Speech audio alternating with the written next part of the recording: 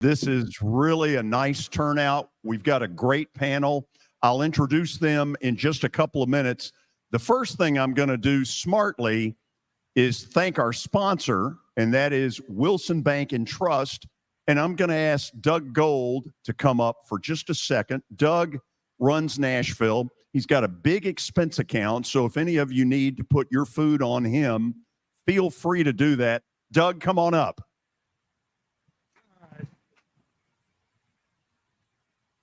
I don't know about that big expense account, but we are really glad to be here tonight. And I wanted to welcome everybody on behalf of Wilson Bank and Trust, and I want to thank George specifically for having us or giving us the opportunity to be a part of his speaker series. And so we're excited about the College Football Legends Night. If you don't know about Wilson Bank and Trust, we just opened our 30th office. I do kind of lead our Nashville efforts, but we're Middle Tennessee's community bank. And so we're still a local community bank. We make local decisions. So I just hope if you're around, you give us an opportunity or come check us out sometime. So welcome, and we're looking forward to tonight. Thanks, George.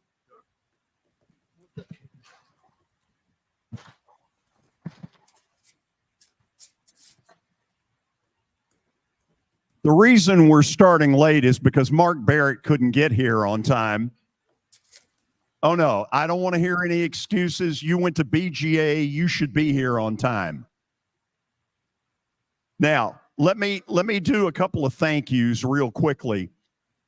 The first table in the back, Chris Casasanta and his beautiful wife, Tricia, raise your hands. Stand up. They were the transportation tonight.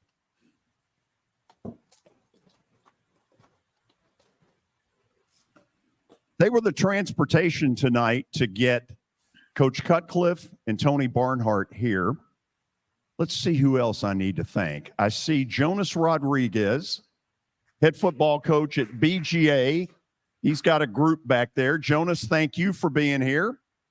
Want to thank the Overton football crew led by Coach Arcente Broom. Somebody back there stand up.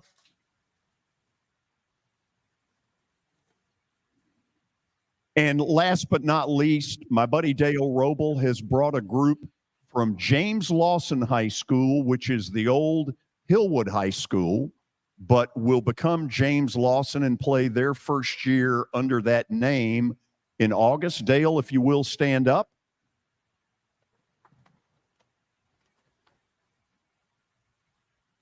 Dale is my buddy and is the guy that has kept Last Minute Toy Store alive, one of the great charities in our community. And I do a Plaster and Friends Celebrity Bowling Night for that cause because I think it is a terrific cause.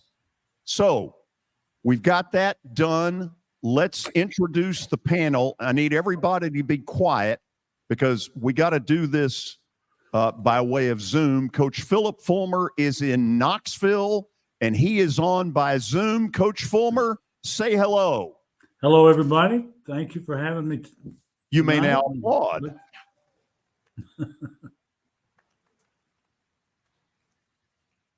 Coach Fulmer's been a good friend to a Vandy guy for a long time, and I appreciate that. Yeah. Now, I'm going to start with Coach Cutcliffe. Really good man, partly because he's a huge Atlanta Braves fan. Yeah. First place Atlanta Braves. But consistently, he is one of the best interviews I have when in my sports talk world. He's always one of the best. And he is about to deliver one of the great lines that you will hear tonight. Coach Cutcliffe, come on up here.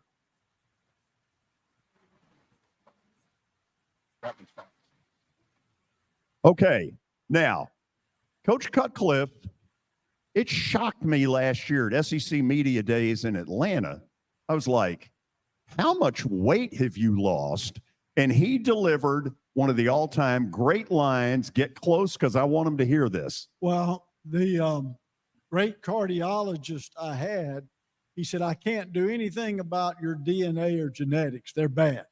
He said, so I'm telling you right now, if it tastes good, spit it out. I hate to deliver the bad news, but that's what it is. Okay, so that's part of our panel. Next up, I want all of you to welcome Tony Barnhart to our stage.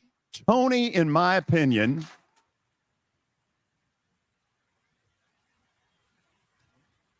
you're going to owe me some money for this. I believe Tony is the foremost authority on Southern college football, period. And when he said yes, I was thrilled. Now, tell him about your book right off the bat. Of course, when he asked me, I said, do I get to plug my book? Oh, yeah, absolutely. The book is called it's the 19 of Green. And the 19, I played on the first ever integrated football team at my high school in the fall of 1970. There were 19 guys on the team. 15 of us are still alive. I went back and interviewed all of them and all of our teachers and coaches and put the book out. It'll be out in October. And thank you for asking. Okay, everybody get your money ready. Get your money ready and buy the book. But it'll come out right about the time the Braves win the World Series. David, that's perfect timing. Yes. And last, but certainly not least, is one of my best buddies. He has been an absolute big brother to me for God only knows how long. He's also been a co-host of the show that we've been doing for the last 4 or 5 years. Every human being needs a Watson Brown friend. Coach Watson Brown.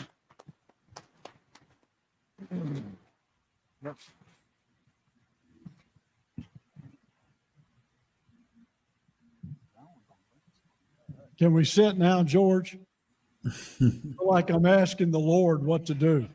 Yeah, that's exactly it is permitted. Yes. Sit, stand.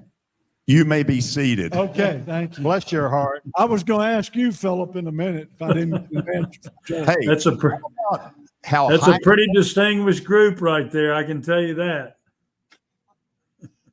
Okay, so we know that he can hear us from up in Knoxville. So let's start out with national title kind of stuff. Coach Fulmer, you and David Cutcliffe won a national title 25 years ago, and there are a lot of people in this room who have great memories of that. I'm going to couch it a little bit differently. Georgia is trying to do a three-peat. I want all of y'all to talk about how difficult that is to try to pull off. Coach Fulmer, if you will, kind of get us started. Yeah, I'll be glad to.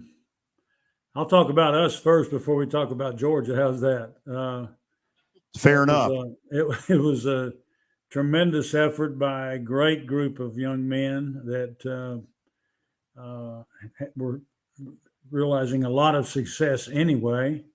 Our team was at that particular time, but that year was special because we were able to get it all done.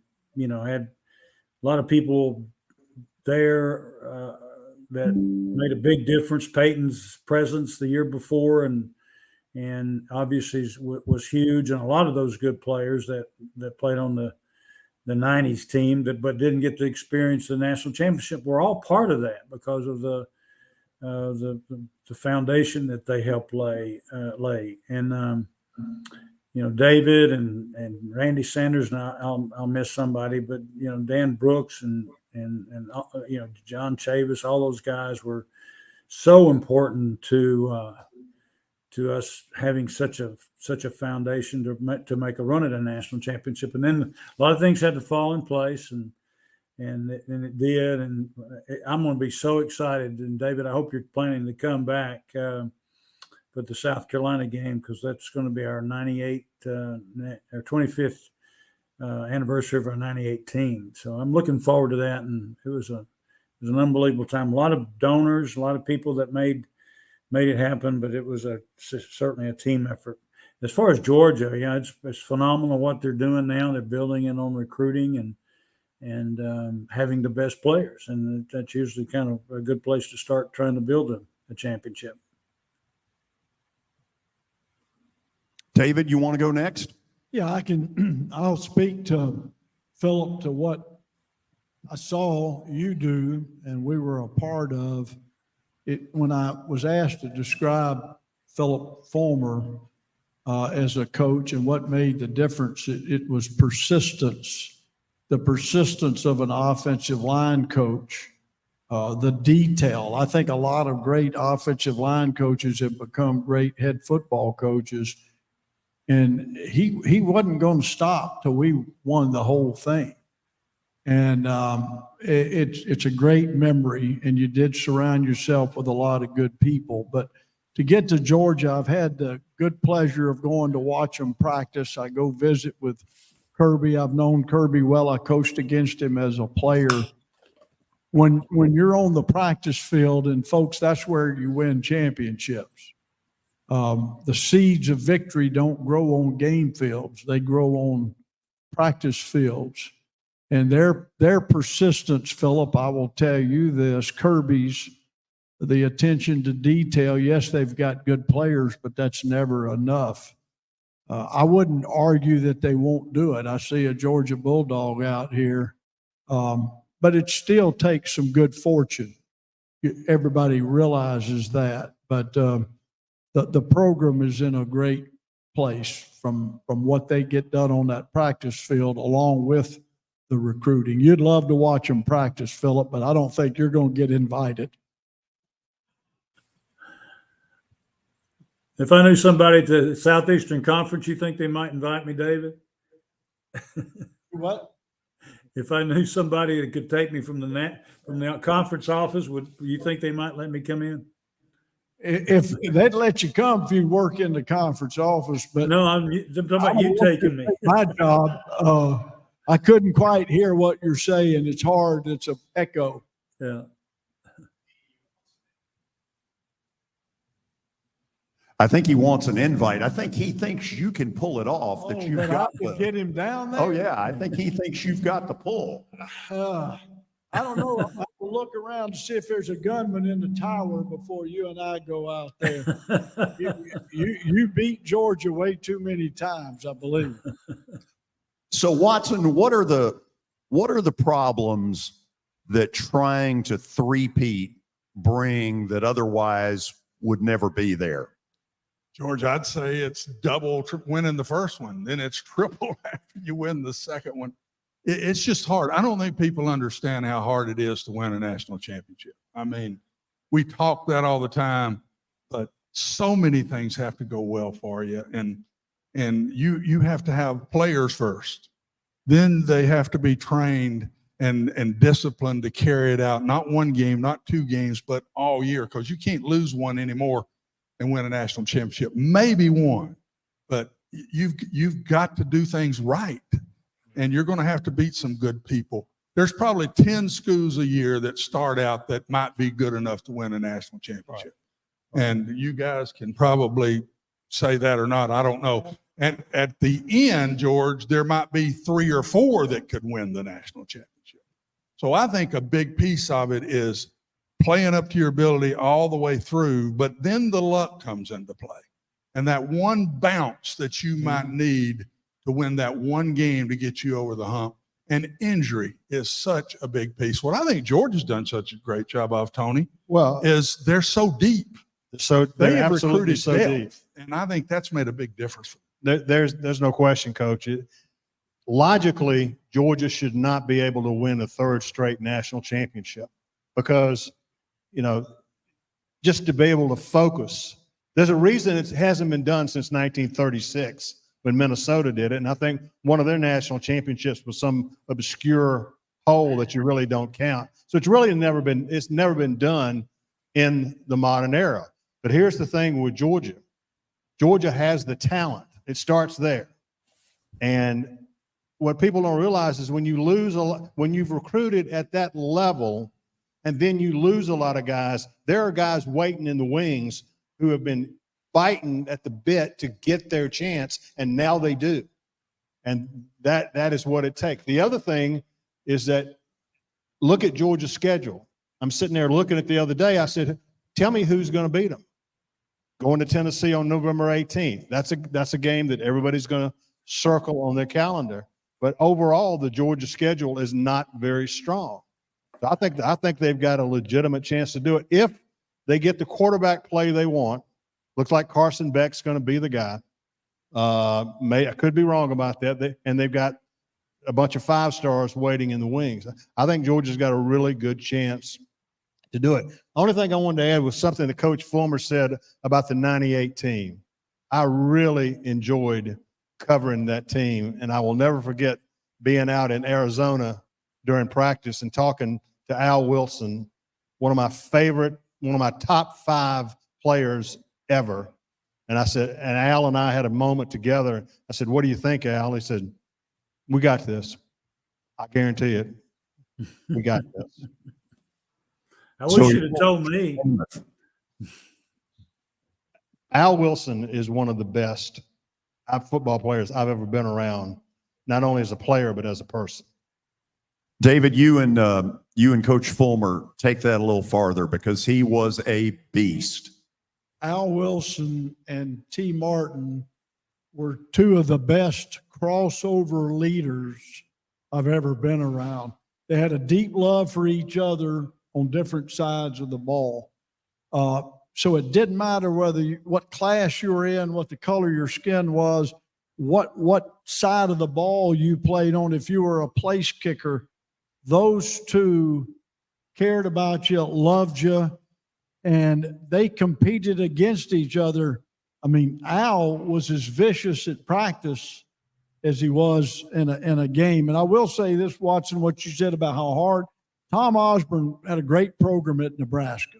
I don't even know if people realize how great the program was. 19 years before he won the first national championship. That tells you how hard it is to win one.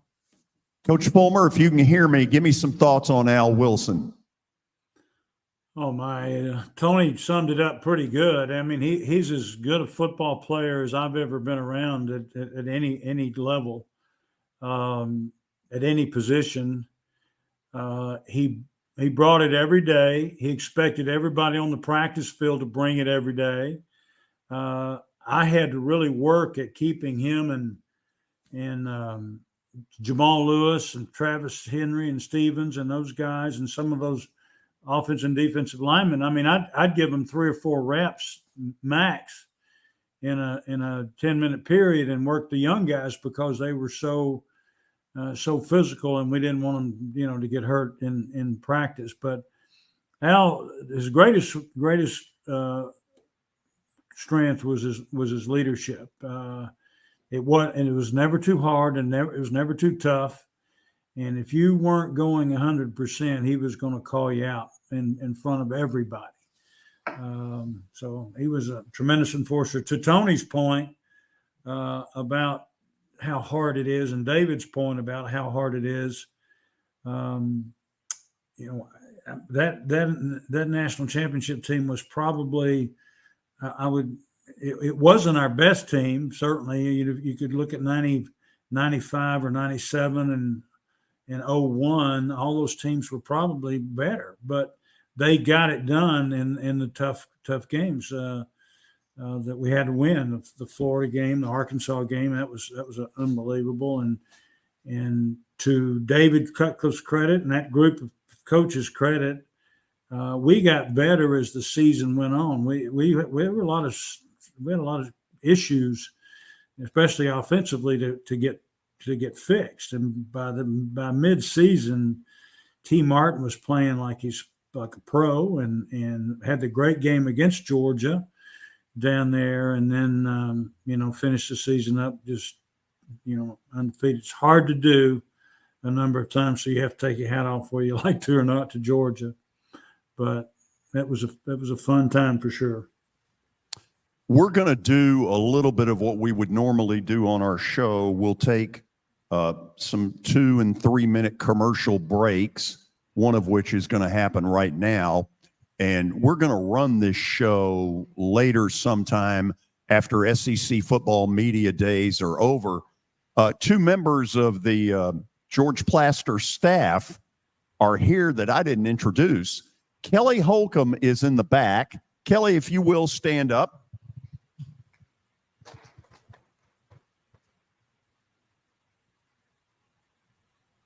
Don't give him too much applause. He says my golf game sucks. And sadly, he's right. Some of you who go back a few years, like I do, which means we're getting old, will remember at Father Ryan, their head coach was Bill Derrick. His grandson, Billy Derrick, is up here in the corner, and he's the guy running all of this. And no matter what, his job is secure at least until 7:30 because I have no idea how to run any of this stuff. We'll go to the break, and when we come back, a little bit of a state of the union of where college football is. We know we love the game. All of you are here because you love it, but there are obviously issues. We'll talk about them next. How am I going to get to work? My car's totaled. Scholar, our team is making a call right now. We'll get you a rental car. Don't worry. That's a relief. Call us 24/7. We're here. We're going to help. Year number 2 of the Plaster and Friends Celebrity Bowling Night was awesome. And the reason is really simple. I chose Strike and Spare, and they were amazing. They have great food, great bowling, and a staff that is truly ready to go the extra mile to help you. They have 5 family fun centers in the area to choose from. And for more info, go to strikeandspare.com or call them at 615-824-5685. You can't see the sights without the sounds. From the crack of the bat to the roar of the crowd and everything in between, discover what Hit City has to offer.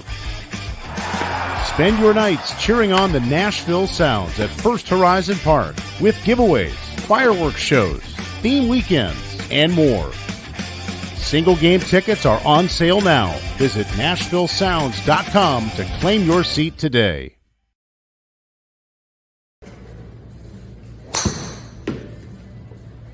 So who said I can't be a golfer? Well, you know what? This is X Golf, located just down the road from the Fordyce Center in Bellevue. This is fun. It'll improve your golf game, and you need to stop in and check it out. 8138 Sawyer Brown Road, and who knows, I may get to 200 before it's all over.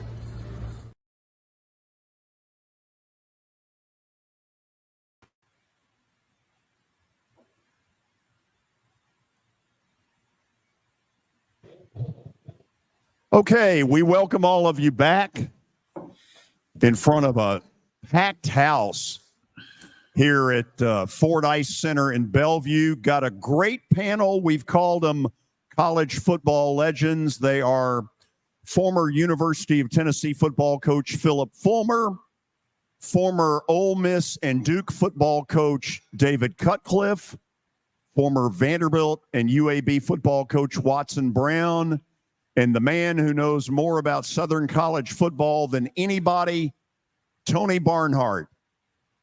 Okay. Let's sort of get into the whole, we love college football. I'm not sure any of us right now are thrilled with exactly how the sausage is made, whether it's NIL or transfer portal. But we all, I think, believe that especially on the D1 level, players ought to get something. So let's sort of break this down. Tony, I'm going to start with you. We've just named you, and congratulations on this. You are now the czar of college football. Oh. You could be replaced within 3 minutes by Watson Brown. Depends on how good your answers are. What would you do about those two issues? Well, number one, let's go to the transfer portal, because the transfer portal is not going away. It's going to be there. Now, what they've done recently was a good move. They've cut the number of days that the portal is open from like 90 to 60. No, actually, he's 30. He's 30, and that was a good thing, because I talked to coaches when the transfer portal was first open. It was open 365 days a year. What a nightmare! I talked to some coaches who had to leave recruiting one kid, fly back to campus and talk a kid off the roof because he was going to leave. And that the windows of the transfer portal being narrowed, that's good. You get a 15-day window in the spring, 15-day window in December. And that's the way it should go.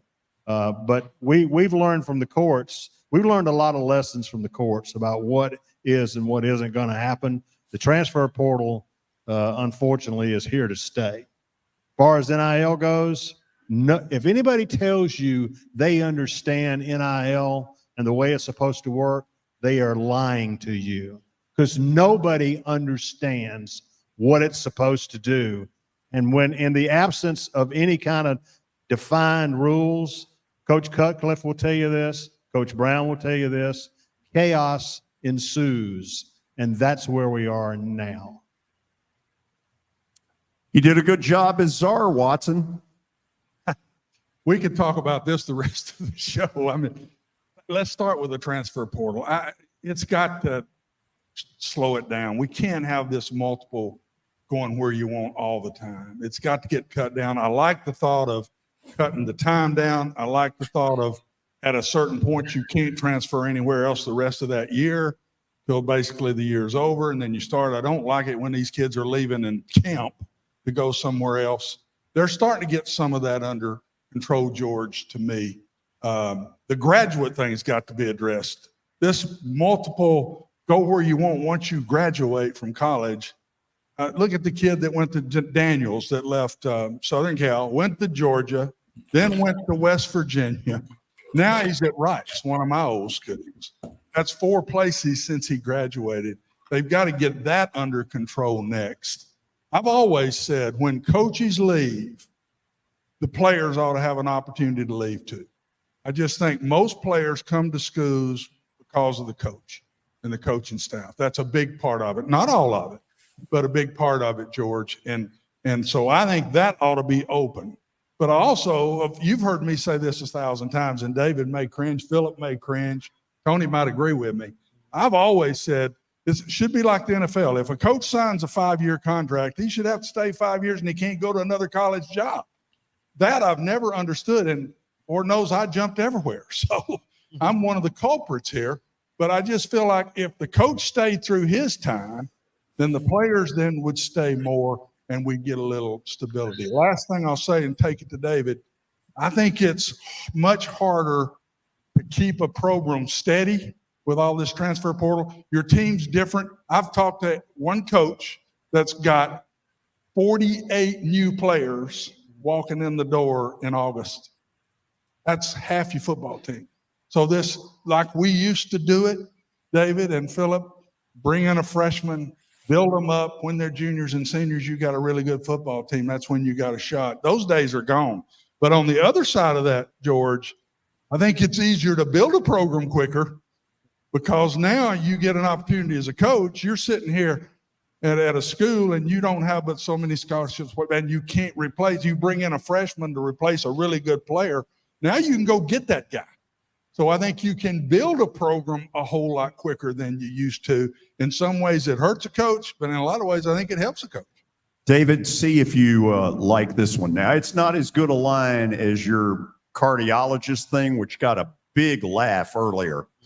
On the air one day, I announced that the Rose Bowl was going to have the Rose Bowl parade was going to have a transfer portal float.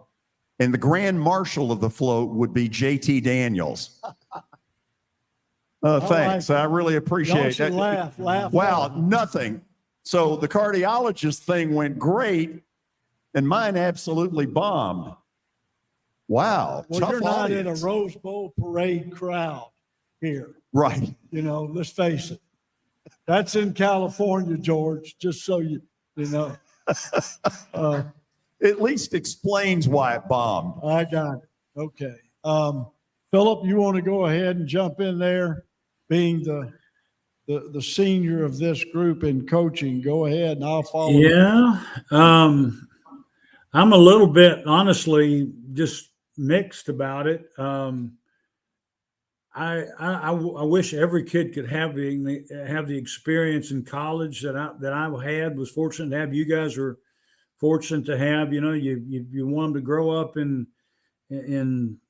due time, not having to play right away or you know, to graduate and do all the right things and have those experiences. But as Tony said, that's not going to happen anymore. And so if the coach doesn't take advantage of the opportunity that he has and go get the best players, and I would love for him to have the experience and the growth and all those kind of things. But if I'm the coach, I'm going to go get me these three guys can't play, and these three guys that are over here can play a lot better, and it gives me a better chance to win. I mean, it's almost like you got to take advantage of that. And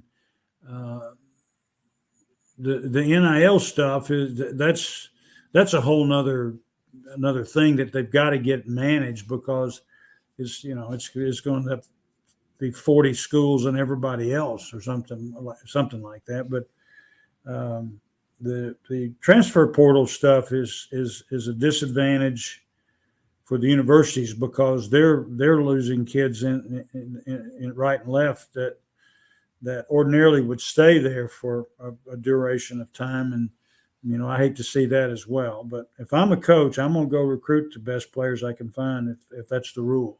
And everybody I'm playing is doing the same thing. David, Well, you ready to be a czar? No, I don't want to be a czar with it, but I want to say this. The path we need to take needs to be all about what's best for our players, our athletes. That doesn't mean give them something. College football for years and years and years, what our goal has been is not to raise spoiled children.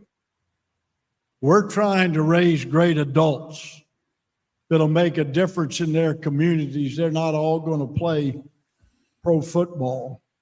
Often when we start talking name, image, and likeness, and I don't like the NIL thing, people forget name, image, and likeness. What that means, George, any of us, if somebody's making money off of our name, our image, and our likeness, we're due a payment for that. That makes sense, right? But I was a part of the meeting with the football oversight when all this was way back being talked about, and I'm listening. They said they wanted to make the player an independent agent, and they could get agents. That way it wouldn't cost our institutions any money. And I said, excuse me, have any of you ever recruited? And the answer was no. And I said, this will be a recruiting nightmare. So before we can manage anything with the portal properly, what's best for the young person? Well, what's wrong with the portal is this: the usage of name, image, and likeness out of high school is how people are recruiting. I have assistant coaches everywhere tell me, the coach, they don't ask about anything. First thing the parents want to know, what's the NIL deal? And then once they go somewhere else and a coach says, well, I don't like these 5 players I got, I'm not worrying about developing them. I see 5 over here, I'm going to go and offer this. I actually had a head coach not in our part of the country call me, and he said, Coach, I just got a call from an agent. And he said, to keep my starting quarterback, it's going to cost me this much money. What should I do? And I wanted to tell him what I would have done, but I didn't do that. But I did say this. I said, the first thing I would do, that kid wouldn't play for me, just so you know. But I would call that youngster and his parents and say, come to my office. If you have a problem with our program or something you're looking at, talk to me face to face. I'm not going to deal with a third party. what football teams, and it's kind of what Watson, Tony, and Phillip just said.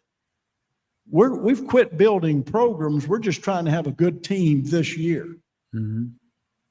That hurts about 80 people in your locker room that choose a school for the right reasons, or a staff, or buddies, or they've always wanted to go someplace. And man, that's your alma mater. And you graduate from there and you become a tougher individual and you're going to be an outstanding citizen. I'm sorry, but I don't want to see that get lost. And that's why I took the job I took. And they get tired of me talking about it around there. But guess what? Your butt better get tired, because I'm going to keep talking, because that's where we are. Watson, how come he gets all the applause? His joke went over Deserves great. it. He deserves it. He makes sense.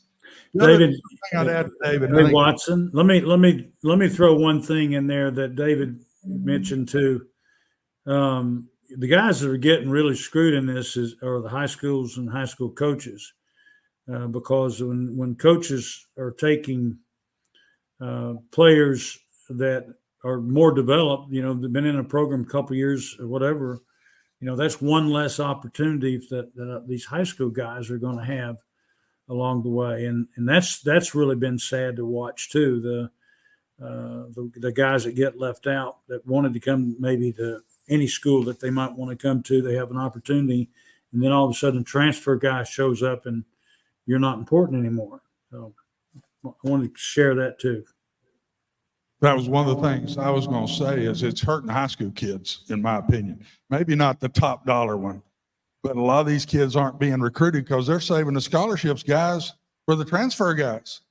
And there's less and less high school kids being taken. And I think that's a disaster. Second thing that I think is a disaster is these kids are transferring now, the bulk of them, not everybody.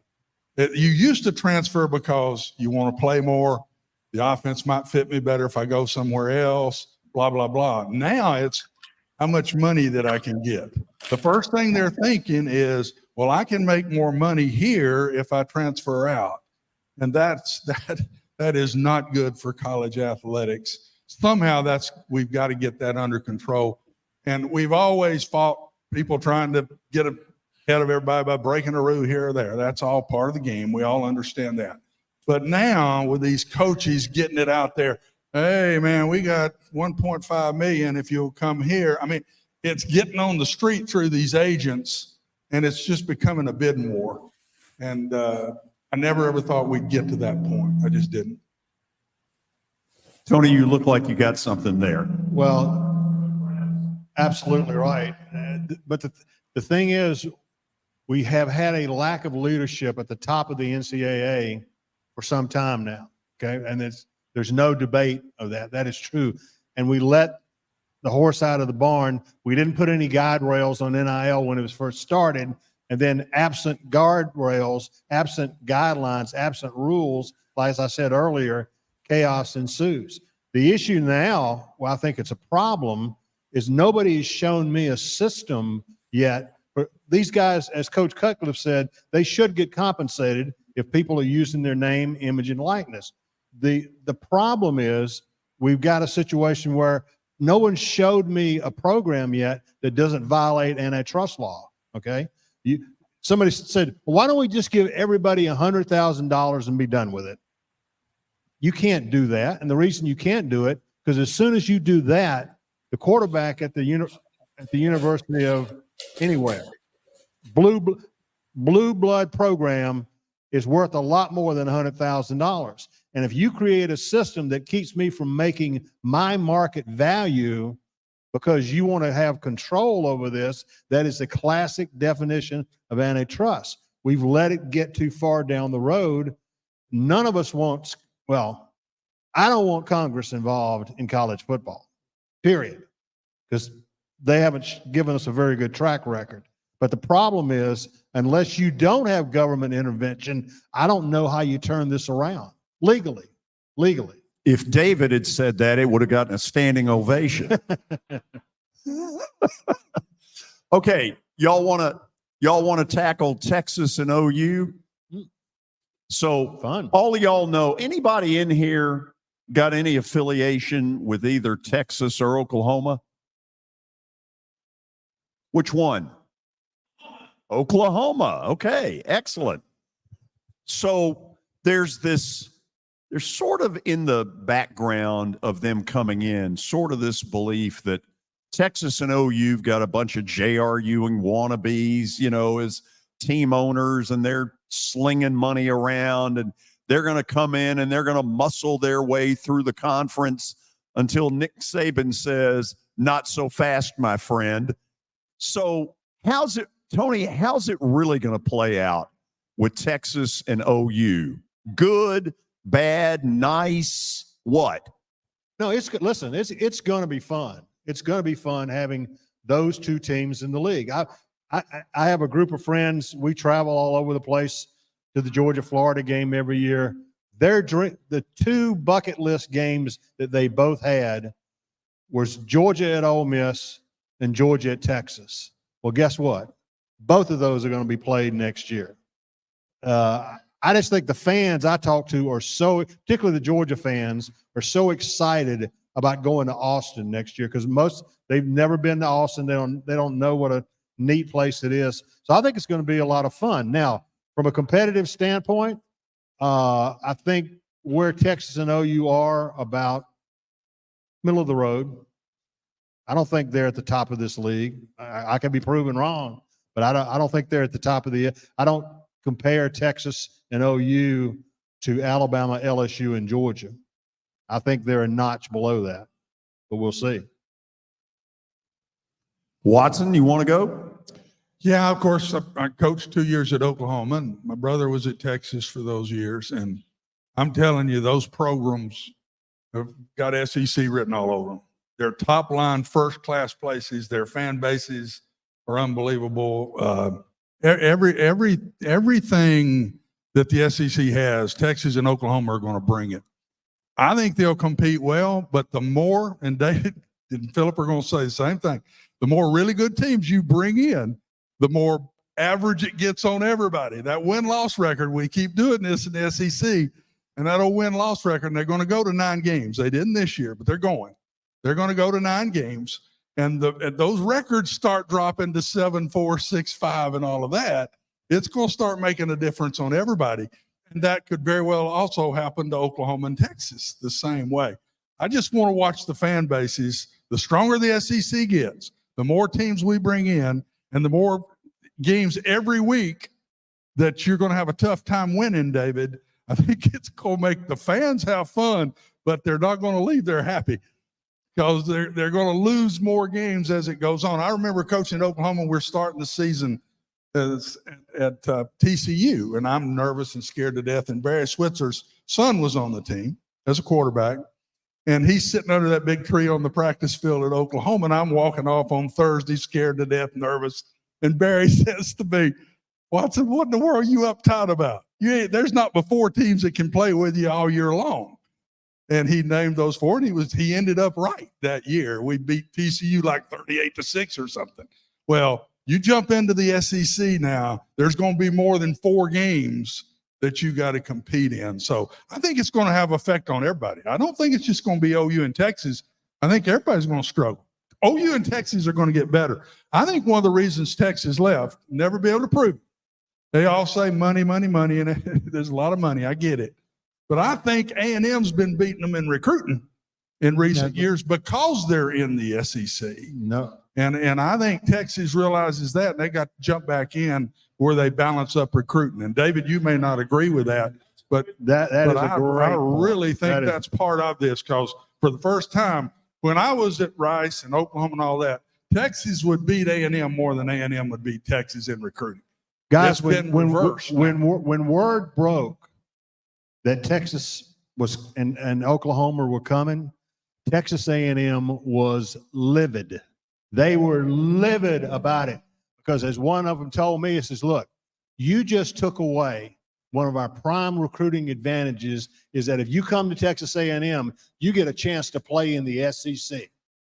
And they were absolutely livid when that story broke? I think that was the biggest issue for Texas in the decision. I really do. I went to both places this spring. I watched Texas practice. I watched Oklahoma practice. I spent time with their equipment staff. They're all excited. Hey, David, get a little bit closer. Okay. Yeah. I spent 2 days, I guess, each place watching practice, visiting with the staffs, just getting a jump start on them coming in the league. And they've got some good football players. And the Texas team's an interesting team right now. But Oklahoma has a good football team. First time I'd ever been to Norman, Oklahoma. After all of these years, I had never, and I felt Norman's a great place. And God, they love their Sooners now, I'm telling you. But I think you're right in this fact, Watson. Study those 2024 schedules that have been released and decide where you think you've got the best chance to win a national championship. It's hard to make that decision. We're going to look a lot like the NFL where nobody runs and dominates straight through. There are going to be some average seasons. Our fans in the Southeastern Conference at many of our institutions are not used to average seasons. Average being that middle of the road, 6'6", 7'5", who knows? But I think the football will be great. I think there's going to continue to be more change, George. I don't know what it's going to end up looking like. Phillip mentioned it. He said 40 schools. I don't know. I'm frightened by it. I am a huge fan of the fans of college football. And you all are the difference. Realize this, the NFL pays nothing for their, quote, minor league system, right? Nothing.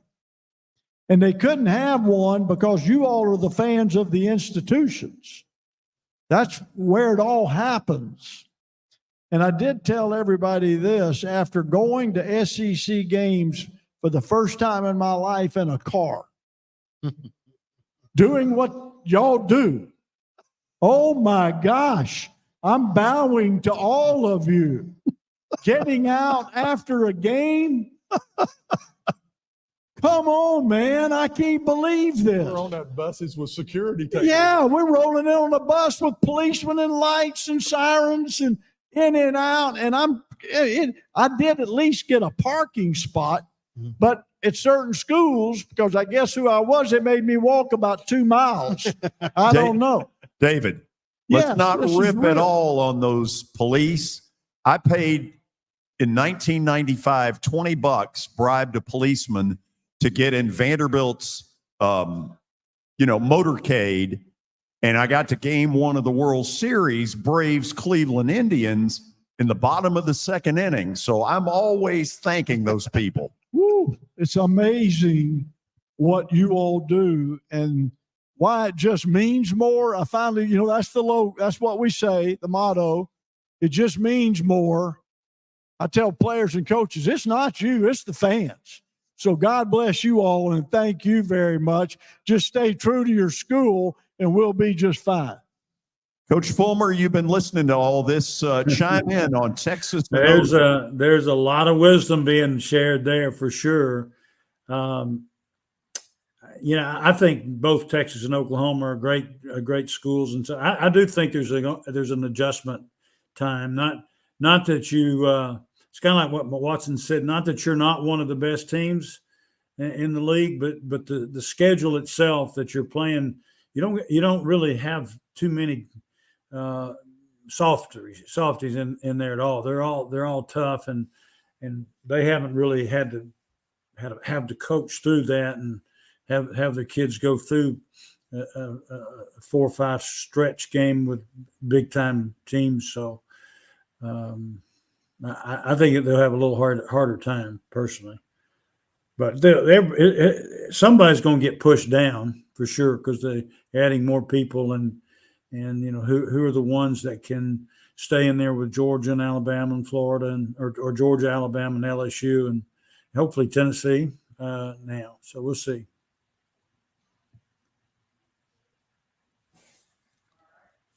Okay, I couldn't tell. It looks like he's still talking, but maybe we're not hearing him. Okay, we're going to go to the break, and when we come back, we'll get into a little bit of hazing. That seems to be a topic all of a sudden. And then I'm going to want questions out of the audience. Butch Samide, Battleground Academy graduate, Florida State student, is going to solicit your questions. And I want this to be really good. I want a bunch of y'all to let him know that you've got a question. Come on up here and ask it. And we'll get this show on the road. We'll go to the break, Billy, and we'll be back with more from the Ford Center in Bellevue. Stick around.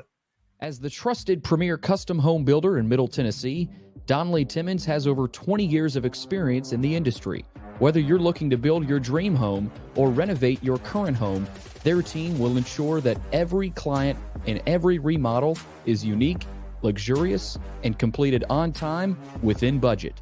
Founders Dustin Timmons and Joey Donnelly have over 25 years of construction experience in the Nashville area.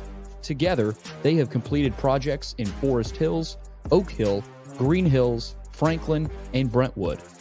Dustin and Joey believe that communication is the most important aspect of all construction projects.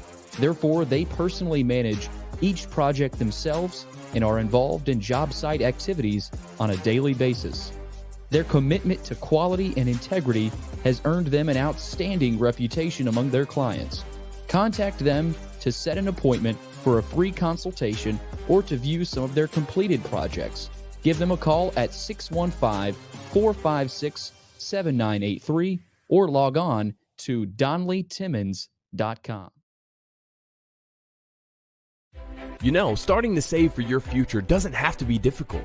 Let Wilson Bank and Trust help tone up your financial goals this year. Our certificates of deposits or CDs can help your money work harder with our competitive rates, earning you more than ever before. WBT checking options allow you to earn rewards you can really use, like a high interest rate or cash back on check card purchases when you meet some e-banking qualifications. Visit your closest Wilson Bank and Trust office or online at wilsonbank.com to get started today. Member FDIC.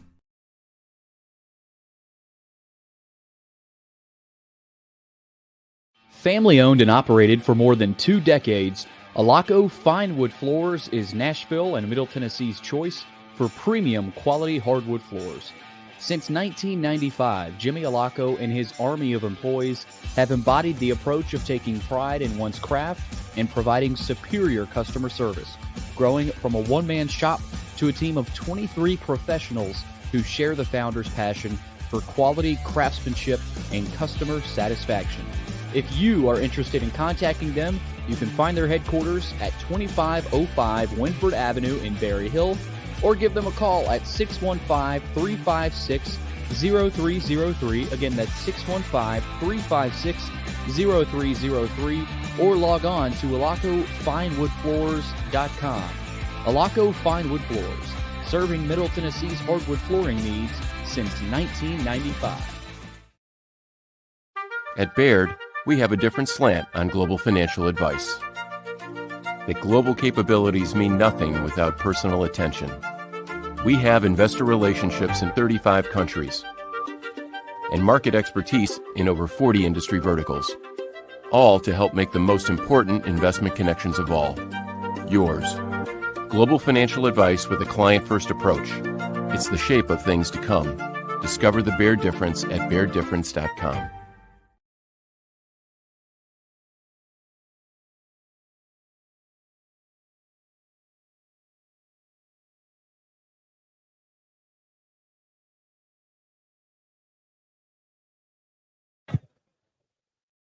Okay, I'm told that we are back. So I need to get everybody, if you will, to kind of quiet down a little bit. I can tell this is maybe not working yet, but if you all will take your seats and we'll continue with our college football legends night. The panel includes former University of Tennessee coach Phillip Fulmer, former Ole Miss and Duke football coach David Cutcliffe, former Vanderbilt and UAB coach Watson Brown, and Tony Barnhart did not want to be a coach of anywhere, but instead has been one heck of a college football reporter over the years. Okay, last week, the hazing thing kind of pops up out of nowhere with a guy that nobody would have thought would be the guilty culprit. Pat Fitzgerald's had a squeaky clean image. So, Tony, let me start with you. Will this be a big topic this week at SEC Football Media Days? I don't think so. Really? I don't think so. I obviously, as all of us who love college football, you hate to see something like that happen. But the reality is, it did happen, or Pat Fitzgerald did get fired. The bizarre thing to me was the fact that they suspended him, and then the president had a change of heart. And what I've found over the years is sometimes college presidents wake up and go, you know, I might be vulnerable on this. I better make a decision. So I hate it because all of my dealings with Pat Fitzgerald over the years, I haven't had a lot, but I was very impressed with him. And it's one of those things that's sad. It's very sad for college football. Tony, will he get to coach again, be a head coach on the college football level? It's going to be tough. It's going to be tough because the sensitivity on this particular subject is so great. And it's going to be, and I think he'd have to step down a level or something of that nature.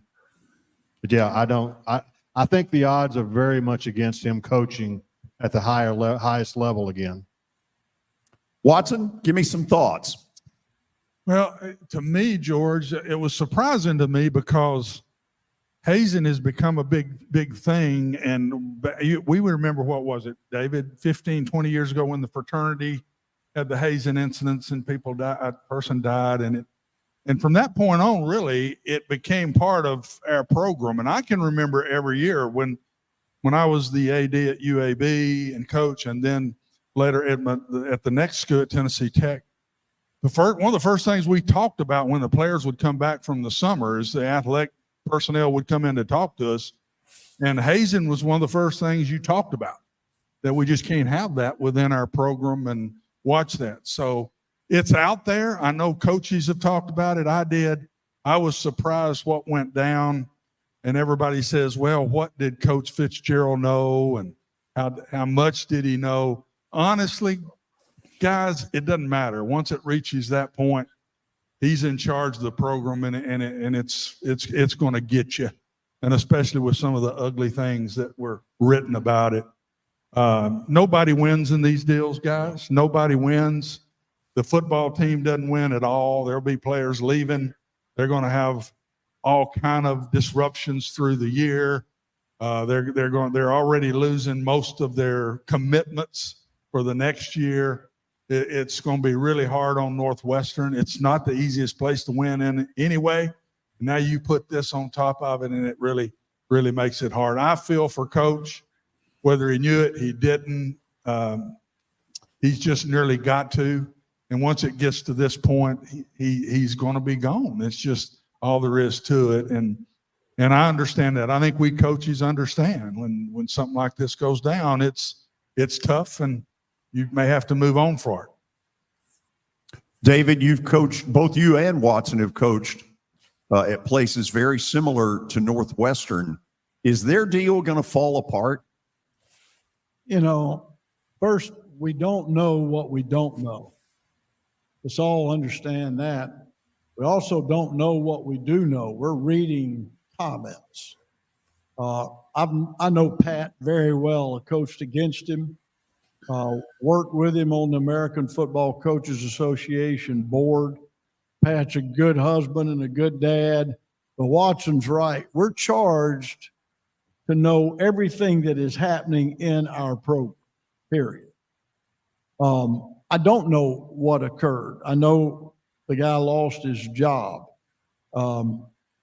There is going to be a great rebound, losing a whole year maybe of recruiting, particularly this time of year. It's tough.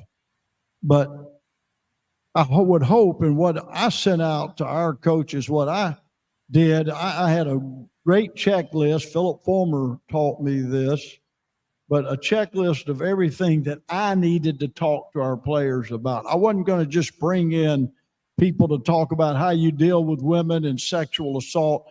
I was going to have my own conversations with them. And I've encouraged our coaches to cover every base. But the harder part are these programs are got 125 players or whatever your Title IX number. The number of employees is huge. It's having everybody on the same page. So you also have to go to your staff and make sure they understand to be upfront and honest. If they know anything like that, bring it to you, and you can try to manage it. It's horrible.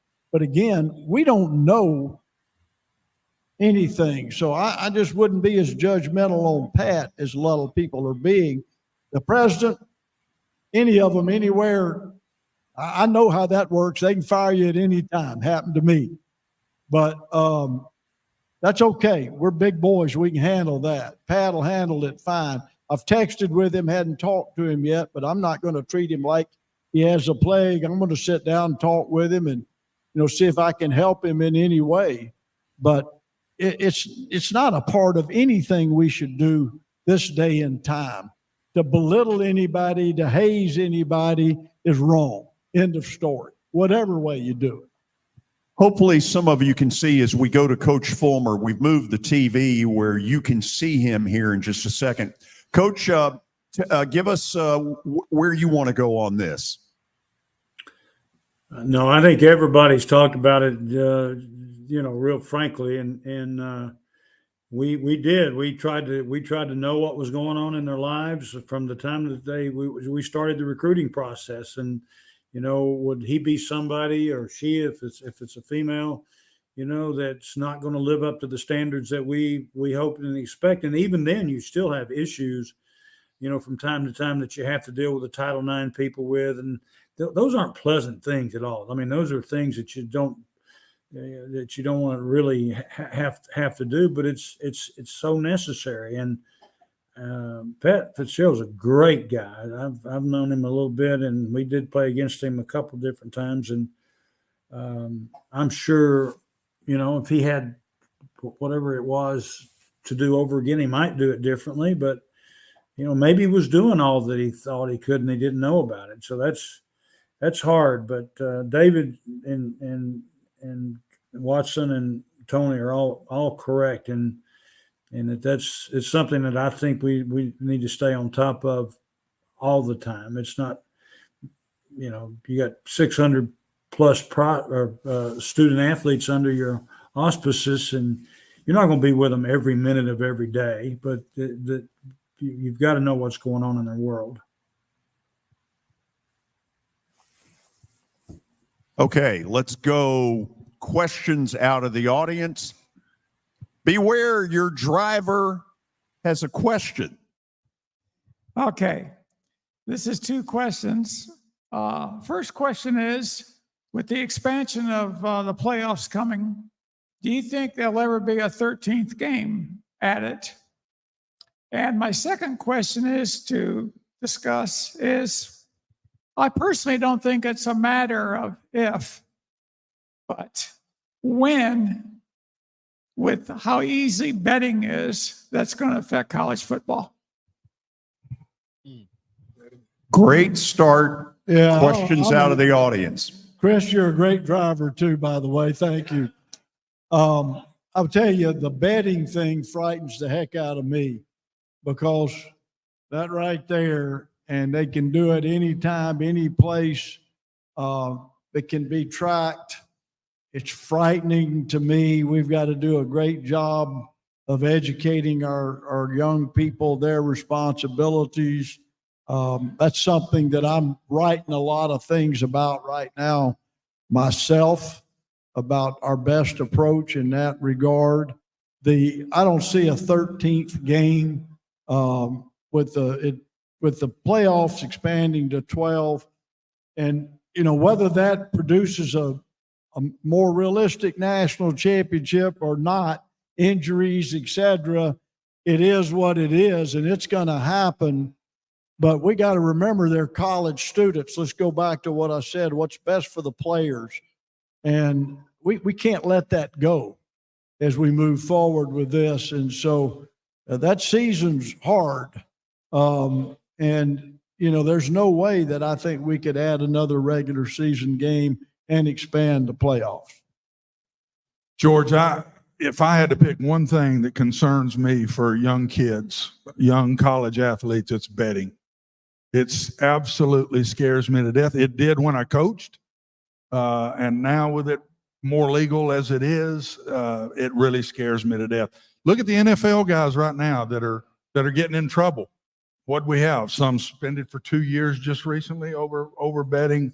It is a big concern to me, and to be promoting betting like we are now all over the country, which that's fine with me. But these young kids are seeing this. They still are kids. They're still 18, 19, 20, 21-year-old kids. And that one scares me to death. I really believe the playoffs is going to end up being a good thing. It's going to be very competitive. We're going to want to watch those games more than just a bowl game. I don't like seeing the bowl games getting hurt. That bothers me. Big time bothers me, because I grew up that college football bowl games is what it's all about. And I've been on many teams where that's what you wanted to do. You wanted to get to a bowl somewhere. That is a concern. I really believe the expansion is money, but I also think it's these big conferences growing and these teams coming in, and if they don't expand, that third and fourth team don't have a shot at getting in, or fifth team. And I think with these conferences growing, they want to be able to say, Oklahoma, you can come to the SEC. They're going to expand the playoffs. You're going to have every bit of opportunity to get in. You might lose 2 in this league and still get to go over somebody else. I think that's part of it. I think the SEC, and I can't prove that, but I think the SEC and the Big Ten pushed for expansion because they were expanding to so many teams in their league. The first 7 years of the college football playoff, 4-team college football playoff, that's 28 slots, okay? First 7 years, 28 slots. Of those 28 slots, 22 went to 5 schools, okay? And it's the 5 that you would think.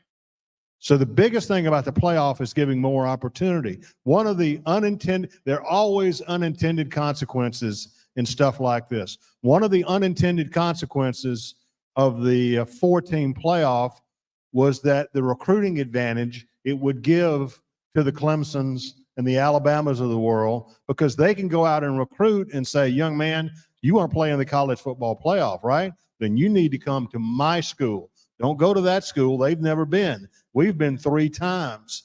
The idea is to give them opportunities to play in the college football playoff. I don't like the idea of some guys playing 15, 16, 17 games. I'm not thrilled about that at all. But to me, it's about opportunity and giving more schools an opportunity to be a part of the playoff. Coach Fulmer? No, I think Tony's right. I think it is a great opportunity for more people to get the chance to play in the game, and it'll create more interest along the way. I really, back in the day, wasn't one that really wanted a more of a playoff, but I can sure see now where it would be beneficial. Okay, let's take another question out of the audience. Fire away.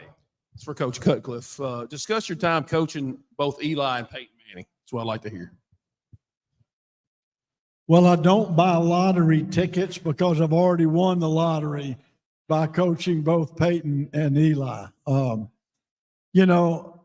different types of people, very similar from a quarterback standpoint, their talent to hit an open receiver. It all starts with accuracy, the way they use their mind in such a quick manner, their vision. People don't talk enough about quarterbacks' vision, that they saw the field. Got a really good one right here. Is listening to me right now, Mr. George here. But and then it's really, you know what I would say the most similar trait they had was to focus on the task at hand. Their ability to make practice like a game, their ability, the consistency of their focused work. And it was interesting. So like they're both really gifted students. And I learned this early with Peyton when he was sitting with a tutor in the evening, and I'm going back from dinner, going back over to the office, and I would pass him and want to come up and say something about football. He would look at me like, I'm studying, okay? And I learned to appreciate that. It's focusing on the task at hand. Be where your feet are. And if that's one thing I would say. The other thing is they're both great teammates. It was important to them to be a great teammate. And if I had to give any young player advice going into a new setting and a new program, I hope a program, is to try to become the best teammate on that team. There's going to be people come up to Peyton and Eli and say, hey, man, you were the best teammate I ever had. You couldn't say anything better to them than that. That's what they did great. What a great answer. Next question now to the audience. Yep. I'd like to know what you think the future is of the 4 conferences, not the Big Ten and not the SEC, but their future over the next 4 or 5 years. Let's start with Coach Fulmer on that one. Would do that, George. You know, what my concern is, and I mentioned it earlier, that, and I think Tony brought it up, there's all kinds of issues out there getting ready to come to fruition with antitrust and all kinds of schedule issues and things like that. And the money is getting bigger and bigger. So what happens here? Do we end up with 40 teams, 60 teams, and we're playing an NFL type schedule, leading up to the national championship, and then everybody else is kind of left out. I don't know. I don't know if I heard the question right, exactly what's going to happen with the scheduling and stuff, but the 2 teams that are dominant right now they're going to continue to get more dominant. It seems to me, and then everybody else is trying to keep up. Tony, 2 leagues. Does Memphis have a shot at any of this? It's going to be, well, here's the thing about the college football playoff, the 12-team college football playoff. The top 6 conference winners, the 6 winners that are rated highest by the selection committee, all get a spot in the playoffs. So if Memphis wins their conference and they're one of the top 6, they're in. They're going to get now. But you're talking about. You're talking about. Do they have a chance to make it? They have the been Big 12, begging to get in the Big 12. Yeah. I don't see it. Do you? I really don't, because understand the Big 12 is holding some slots back for their friends in the Pac-10, Pac-12. If the next key move in all of this is the Pac-12 television deal when it finally gets put together. If the numbers aren't right, the Big 12 has let certain members of the Pac-12 know there may be a home for them in the Big 12. So watch out for that Pac-12 television deal and what the numbers are. If not, there's going to be some teams in the Pac-12 looking to move. George, I'm just so concerned because money has become the deal. And in Tony, in 2022, I saw this the other day. Ohio State led the country in revenues, athletic revenues in 2022, $251 million in revenues. The top 10, none of them were under 220 million. All of them were Big Ten or SEC, except two, Oklahoma and Texas. There you go. Were the other two. The money is getting so big, David, to me, I don't see how these group of fives have a shot. They just can't keep up. You can't keep recruiting a player up on the level, enough players. You'll get some, not enough players up to that level. I think it's, personally believe we're going to end up, it's not going to be tomorrow, but there may be two different levels. There may be a national championship on a group of five level, and they sure don't want to hear me say that, and a national championship on the Power Five level. But the way this money keeps being so different, top to bottom, and who's making it and who's not, who's bringing it in. And I'm going to say 2007 at UAB, the athletic budget was $17 million. $17 million. Ohio State just brings in $251 million in 2022. There's such a difference in what it used to be, and I think there's going to be a disparity, and it's going to keep growing even more as we go. David? It's it's hard to expand on what you all said. What money is the driver. I'll tell you what I think about that.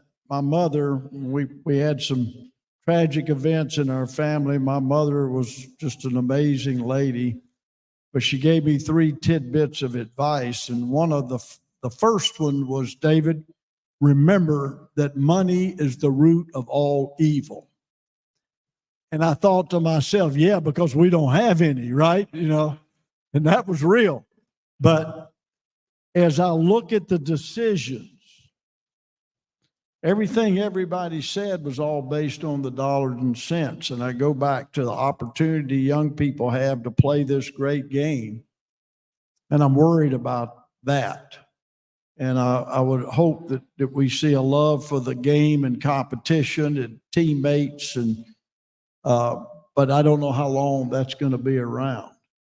And I don't want to see them become professional athletes at 18 years old. And what we're seeing, and I'm sorry, but I believe this, and our commissioner knows I believe this, when you give a 19-year-old a brand new car, a lot of money, and a lot of privilege, I don't know how many talks you would have to have, they're going to find a way to get in trouble. I'm just very thankful I didn't have any money or privilege at 19, and I damn sure didn't have a new car. So I had to take care of what I did. But that's the problem. It's hurting the young person. It's dangerous, the path we're on right now for all of us. And on top of that, David, to me, George, and audience, these kids now are having to grow up quicker. They're getting money put in their pocket quick. I can remember having college kids that didn't have anything and then be a first-round draft choice, and then they had trouble handling their money when they first came out. Now these high school kids are being paid big money, and they're having to grow up fast. They're having to learn how to pay taxes. They're having to learn where to put their money and what to do with it. And I'm not sure that isn't more issues mentally for them at a young age that they're having to deal with that you didn't have to deal with. When Phillip and I were coming through, we got $15 a month. That's right, meal check. And we couldn't wait to get it. Yeah. I mean, that was a laundry big deal. check's what I But meant to say. these kids at a young age handling this money is tough on them, but it is making them grow up quicker, and that's not a bad thing if they can handle it. And just make sure the universities help them handle it, I think, is very important. Well, how many of you have ever separated a mother and a 19-year-old son in a physical fight? Anybody besides me? Okay, this is when I was at Duke. We had a youngster that full cost of attendance, this is before name, image, and likeness. got $32,000 tax-free money above his scholarship because they didn't have anything. He went, in his mother's opinion, bought too many pairs of brand new tennis shoes, and she attacked him in our facility. I would recommend don't ever touch the mother in that fight. Go straight to the kid, okay? That's real. Good point. Good point. Well, you didn't expect to hear that one, did you? We'll go to a final break. We'll take 2 or 3 more questions out of the audience, and then we'll wrap things up. About a 2-minute break. Stay tuned. We're coming back. How am I going to get to work? My car's totaled. Skylar, our team is making a call right now. We'll get you a rental car. Don't worry. That's a relief. Call us 24/7. We're here. We're going to help.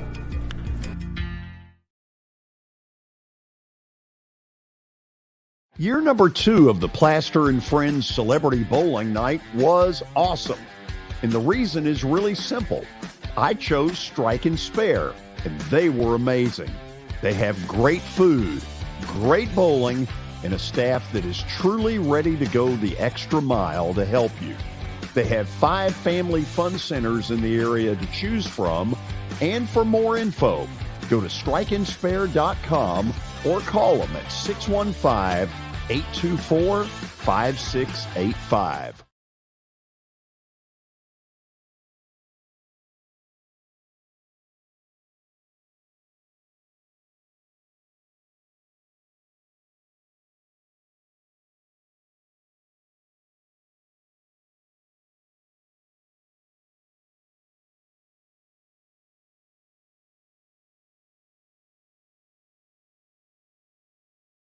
You can't see the sights without the sounds.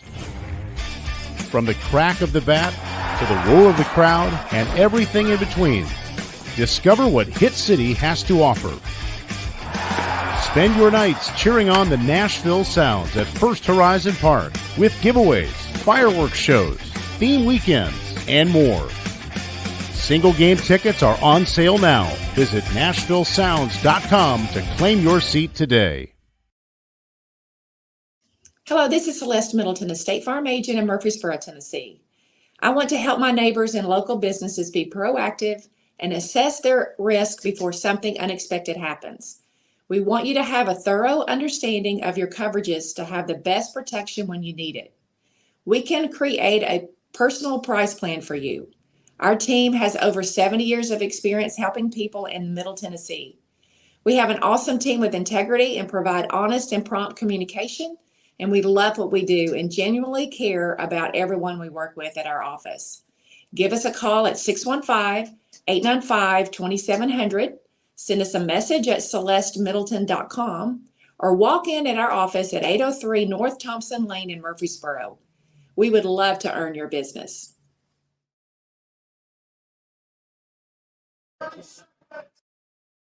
You know, starting to save for your future doesn't have to be difficult. Let Wilson Bank and Trust help tone up your financial goals this year. Our certificates of deposits or CDs can help your money work harder with our competitive rates, earning you more than ever before. WBT checking options allow you to earn rewards you can really use, like a high interest rate or cash back on check card purchases when you meet some e-banking qualifications. Visit your closest Wilson Bank and Trust office or online at wilsonbank.com to get started today. Member FDIC.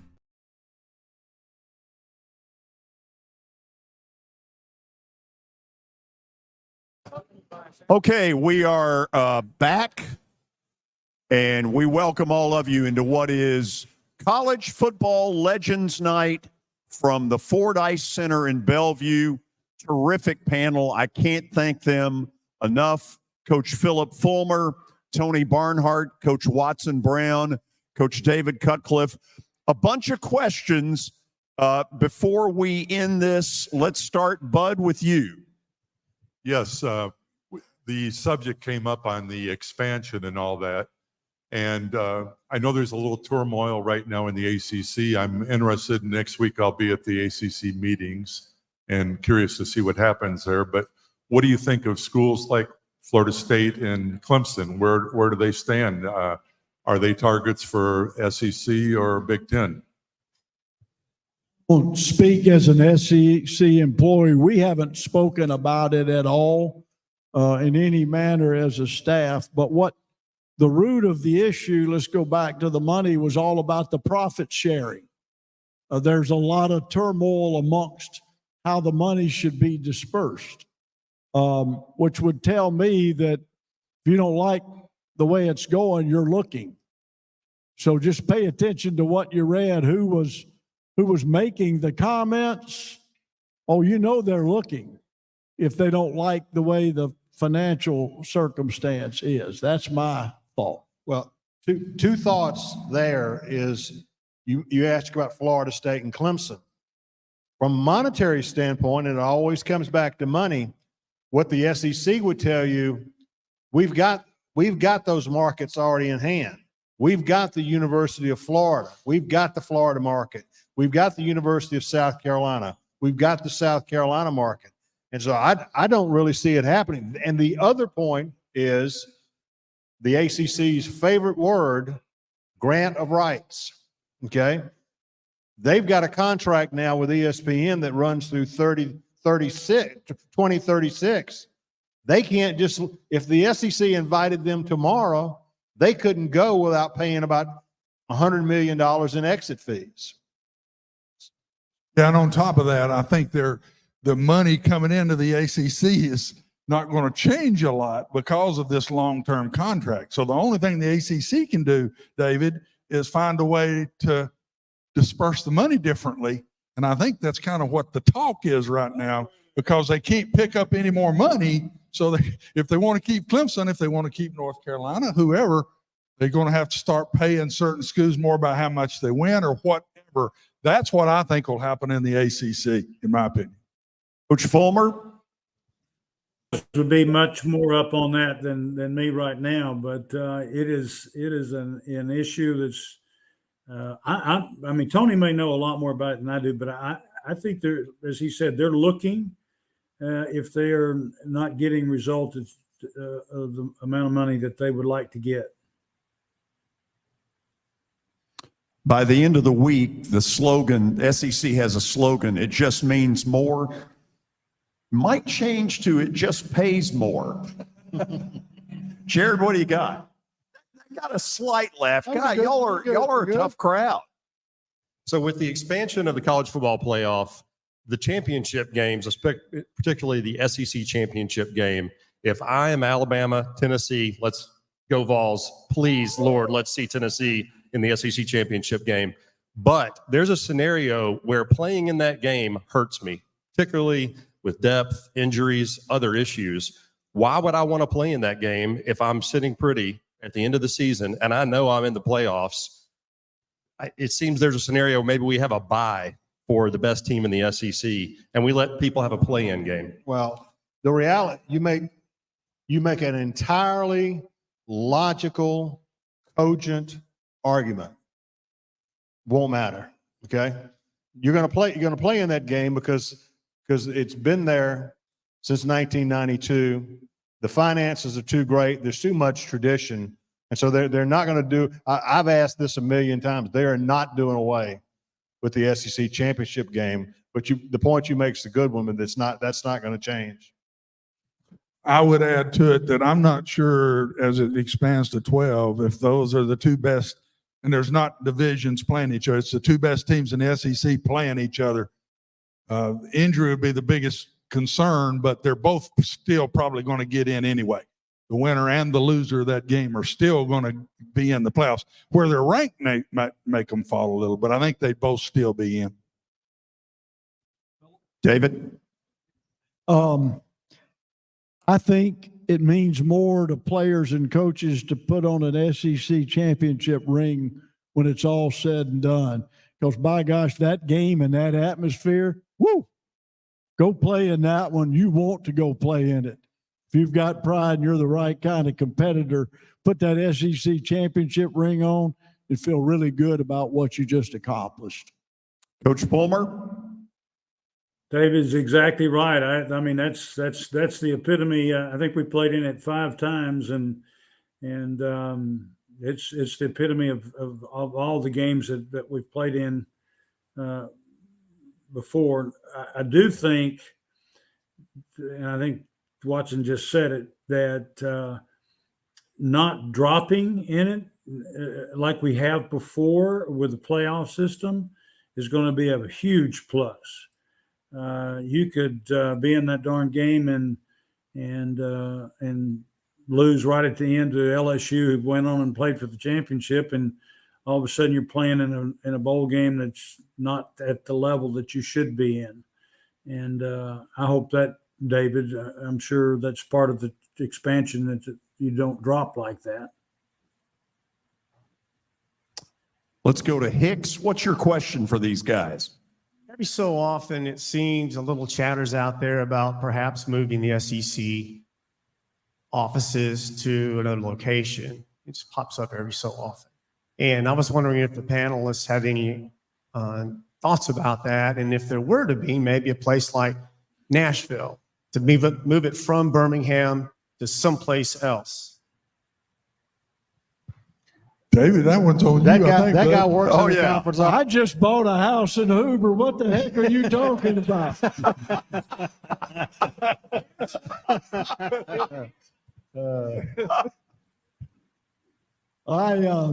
That's been talked about. Atlanta, certainly, Nashville.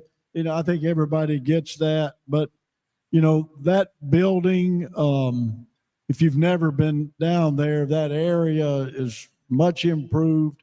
I don't really know what the contract is. Is it? It's $1 a year. I knew it was friendly. and so, you might have to talk to Greg Sankey about that one. That's above my pay scale. Where in the world would they come up, Tony, with that $1? They're struggling so much financially. Who knows? Who knows? I would say Roy Kramer, the great visionary, had a hand in that. Mm-hmm. Rob, come on up here. Rob Fessmeyer played back in the 80s at Mississippi State University. That's right. All right. So look, I had a rough week this last week. I had a teammate of mine who passed away. So we all went back for his memorial, and all the guys were saying, where's the reciprocity? We're wanting our money from back then. Is that fair? I'm with you. There you go.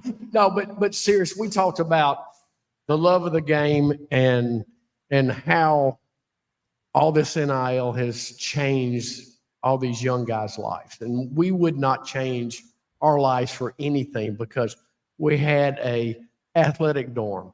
We had 3 squares a day. We became close because we were with somebody. We were a team.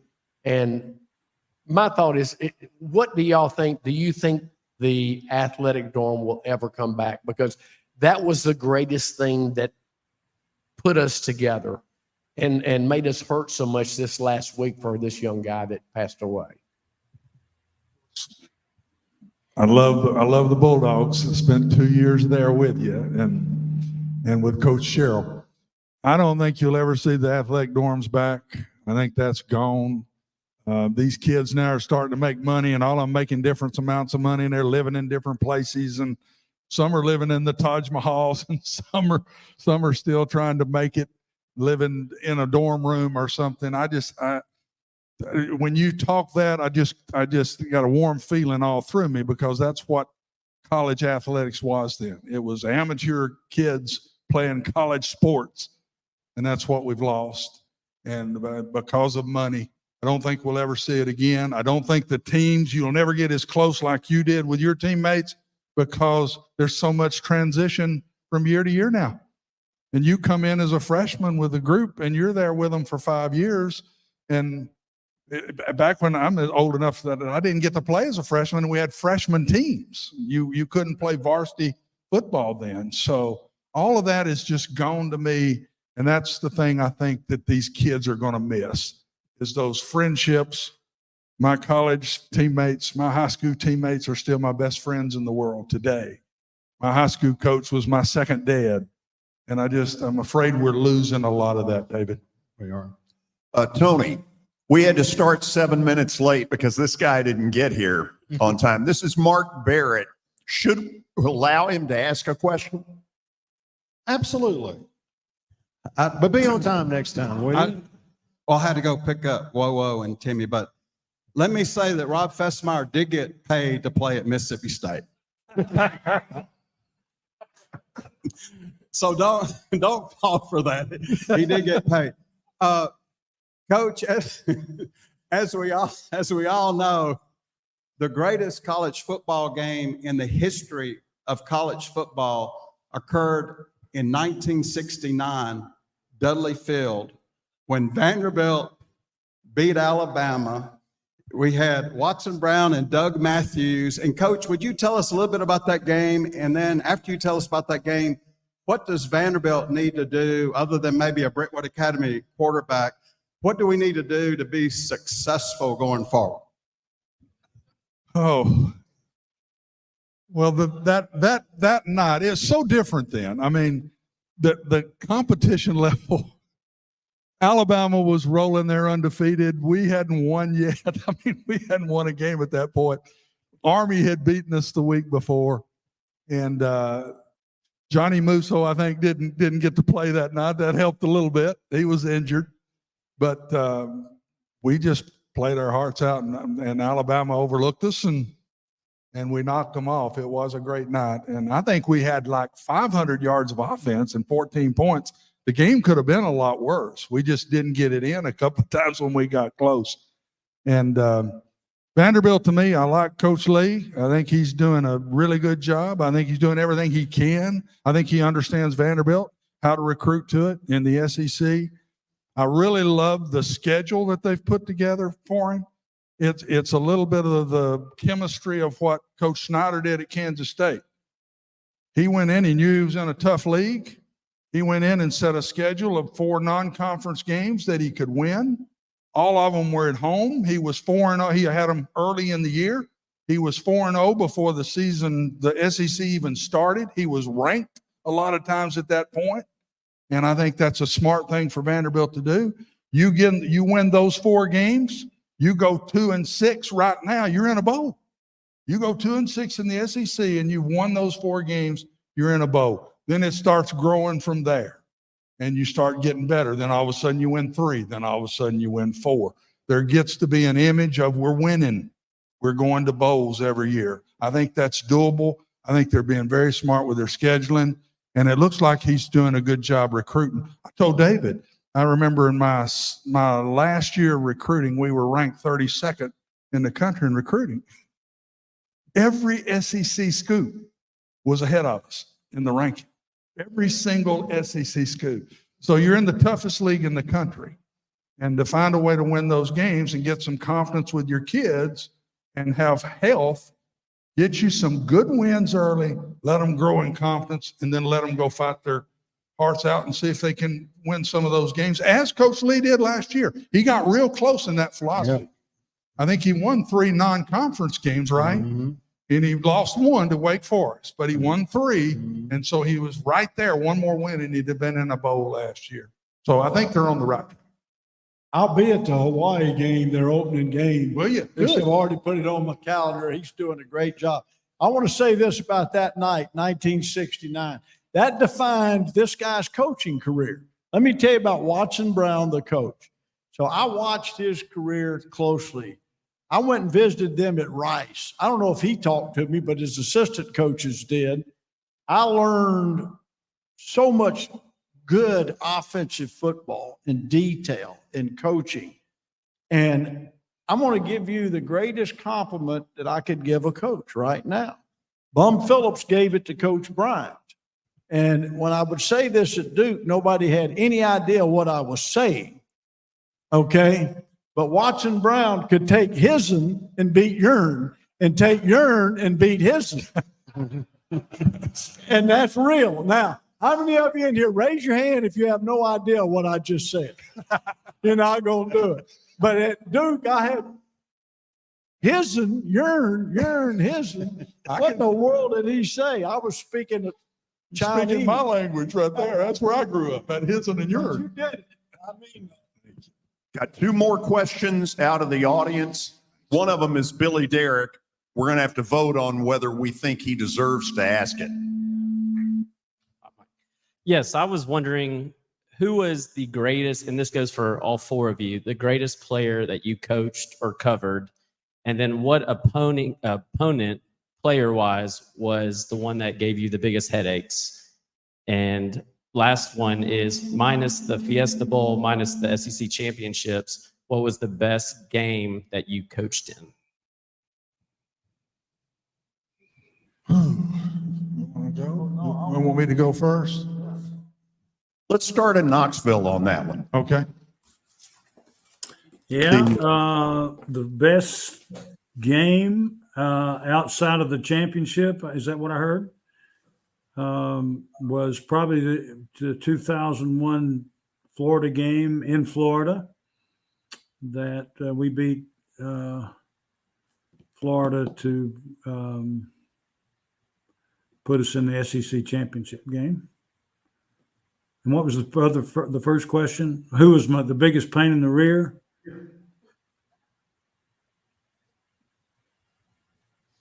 George?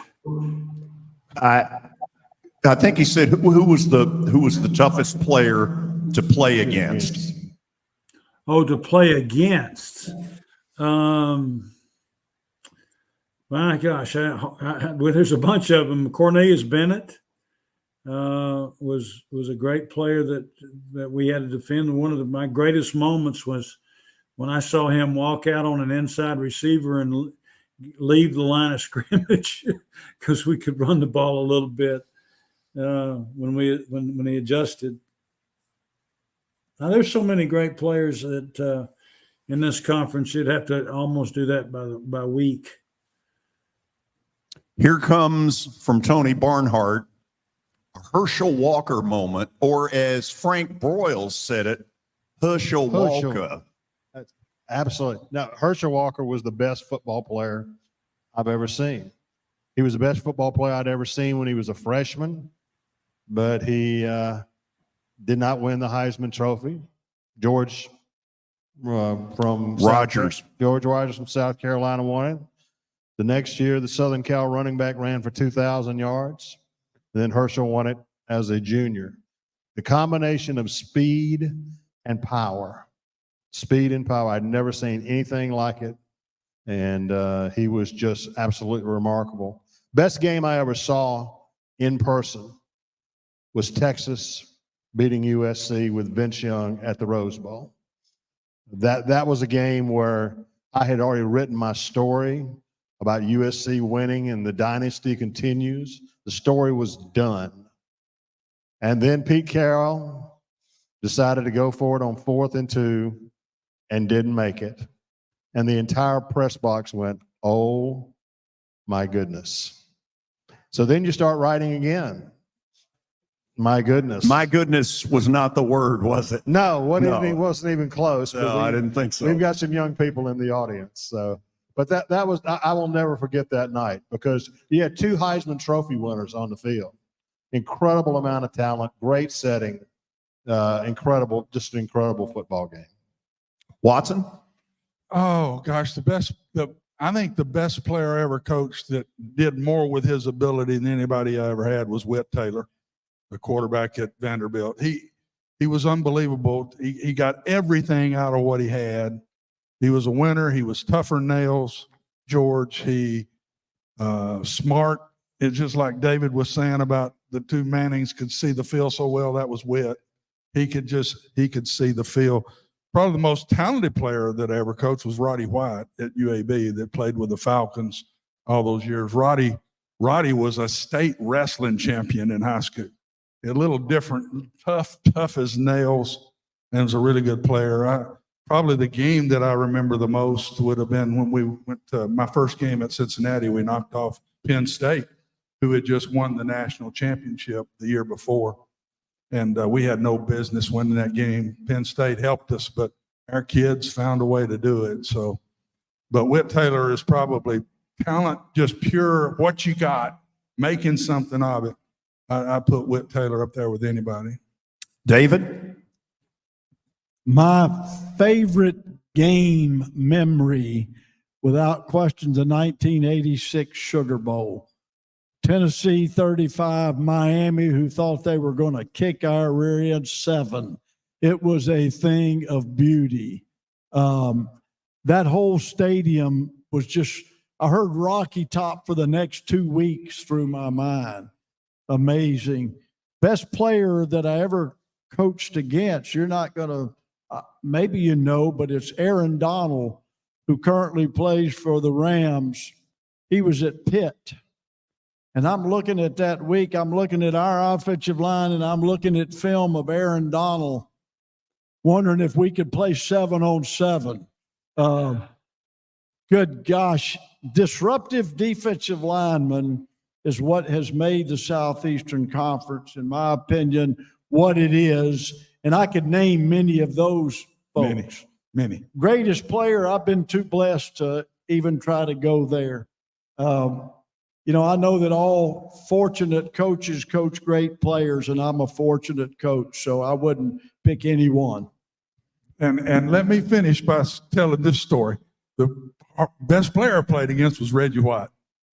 Reggie White. And I remember we're playing Tennessee in Nashville, and Whit Taylor, he checked every single running play away from Reggie White. Whatever was called, he went to the line and said, no, we're going over here. That's how smart Whit was. But Reggie White was an unbelievable college football player. Unbelievable. Okay, before we end this, we're going to take a vote.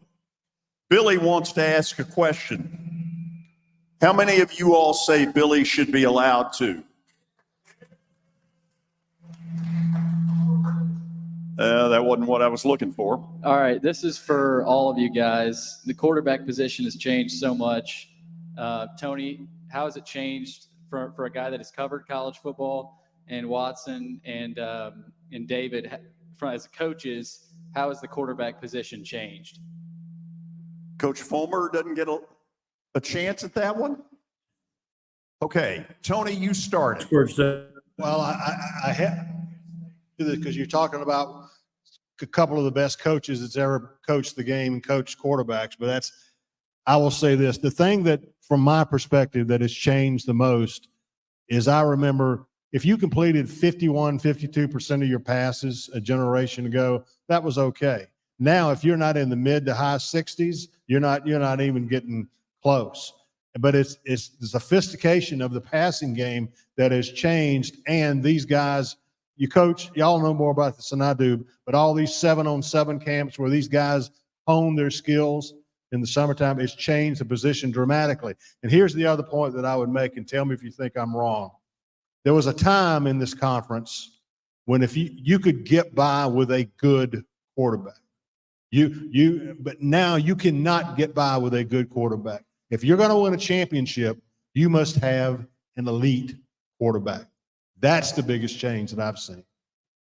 You want me to go, Dave? Then you can follow.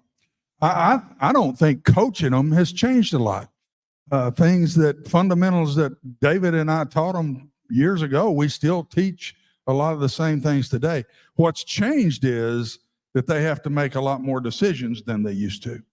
When I first started, you're throwing it 15 times a game, and then all of a sudden now you're throwing it 50 times a game. The other thing that's changed, David, is the high school kid comes in a lot more schooled than they were when we first started. They're all running these spread offenses, and so it's not as hard to get them to where they're going. But still, the good ones, it's not coaching them. The good ones have got it. There's an it factor to a quarterback that I believe that they've just got it, and they know when to turn it on. They know how they can get the kids to follow them. And I just think that'll never change. Those guys that have got it, and you just got to try to get them as far along as you can possibly take them. But I really don't think it's changed a lot in the way we coach them. We help them a lot more, David, because we throw a lot more ball control passes than we used to. When you threw 15 balls in the old days, you fake it to Herschel and you throw it deep. And so your percentages would go down. But now all these bubbles and all the things that we're doing with the quarterbacks today, the percentage really needs to be high 60s to be a really good player. That's the only shot you got. I'm going to just do it quickly because I could talk about this for 5 hours. The one of the biggest change in coaching for me was going from under the center to the gun.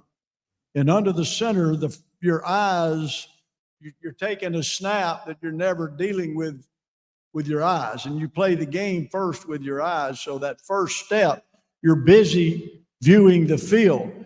When I've started coaching shotgun kids, and this is one thing I looked at in recruiting, I don't know, but you can't have a guy that has to drop his head to catch a snap.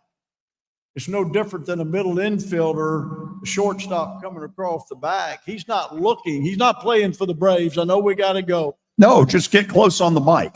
But, okay. But, well, I'm playing football, George. Damn it.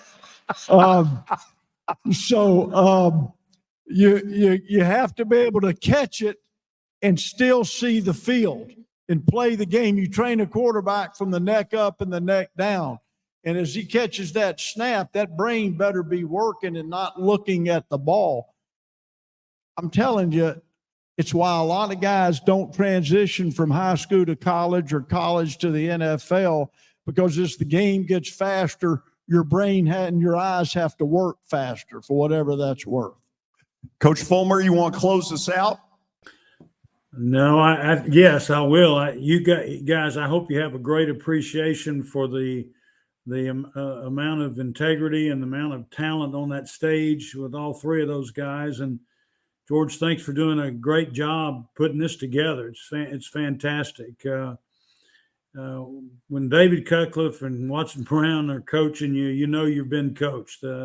Kids we're fortunate to have them as the coach, and we were fortunate to be able to spend a little time with you tonight, George, and all the folks there. So good idea and great job making it work. Coach Fulmer, thank you for taking the time. I know it's a little goofy in Zoom, but it turned out great. Thank you for doing this. You bet. And let me say to these three, I haven't hit as many homers as Ronald Acuna, but I hit a home run getting this whole panel, and I knew it.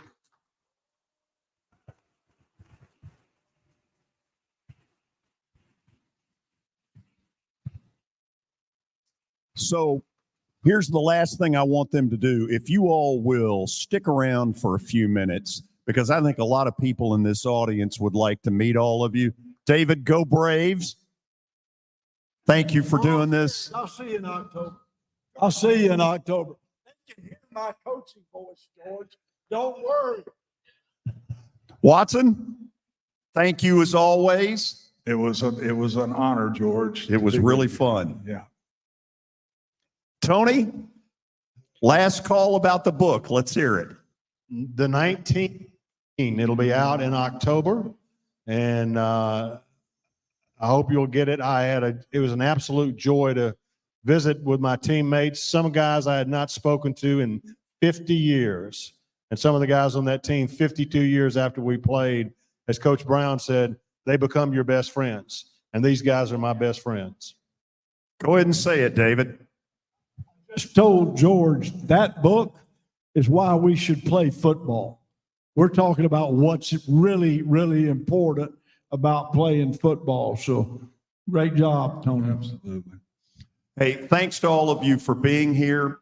Thanks to the folks at Wilson Bank and Trust. We'll put one of these on again right around September 1st, give or take. I'll get the word out, and I hope you'll come back. Thanks for being here tonight. Be nice to your waiters and waitresses, because they have worked their fannies off. Good night, everybody.